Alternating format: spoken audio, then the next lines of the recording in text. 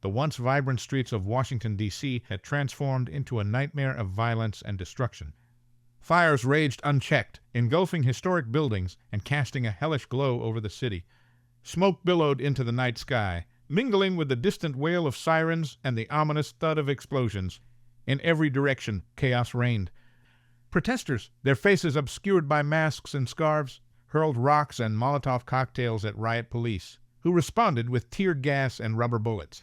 The clash between the two sides was brutal and relentless, with neither willing to yield. Storefronts were smashed, their contents looted by frenzied mobs. Vehicles lay overturned and burning, adding to the cacophony of destruction. Among the ruins, ordinary citizens huddled in their homes, terrified by the anarchy unfolding outside their doors. The city, a symbol of democratic ideals, now stood as a testament to the fragility of order and the depth of division tearing the nation apart. As the city burned, law enforcement and government officials scrambled to respond to the escalating crisis.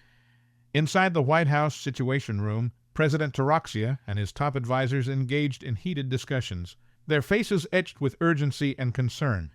The president's resolve to maintain control was evident, but the path forward was anything but clear. General Lyle, appearing via video link, reported on the National Guard's efforts to quell the riots.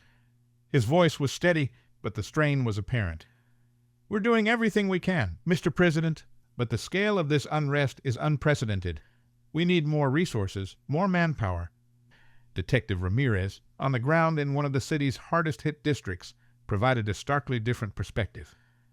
"We're losing control out here," she relayed through a secure line to her superiors. "The violence is escalating by the minute. We need immediate reinforcements, but we also need a strategy that addresses the protesters' grievances. This can't be solved by force alone." In her Capitol Hill office, Senator Hayes dialed into the emergency session of Congress, urging her colleagues to act swiftly and decisively. "We must address the root causes of this unrest," she implored. "The election controversy has torn this nation apart, and our people need to see that their voices are heard and their concerns are taken seriously." Meanwhile, Jacob Mason, hiding in a makeshift command center set up in a basement, communicated with fellow activists via encrypted messages. "We can't let this violence overshadow our cause," he warned. "But we also can't stand down. We need to find a way to channel this anger into constructive action before it's too late." The cacophony of voices, each representing a different facet of the unfolding crisis, highlighted the immense complexity of the situation. Law enforcement struggled to balance the need for order with the rights of the citizens they were sworn to protect. Government officials wrestled with political and ethical dilemmas, their decisions made under the relentless pressure of an unfolding catastrophe. President Taraxia, watching the chaos from the safety of the Oval Office, felt the weight of the nation's future bearing down on him. He knew that his next moves would be critical, not just for his presidency, but for the survival of the very democracy he had vowed to protect. The eruption of chaos was a test of leadership, resolve, and the nation's ability to navigate through its darkest hour.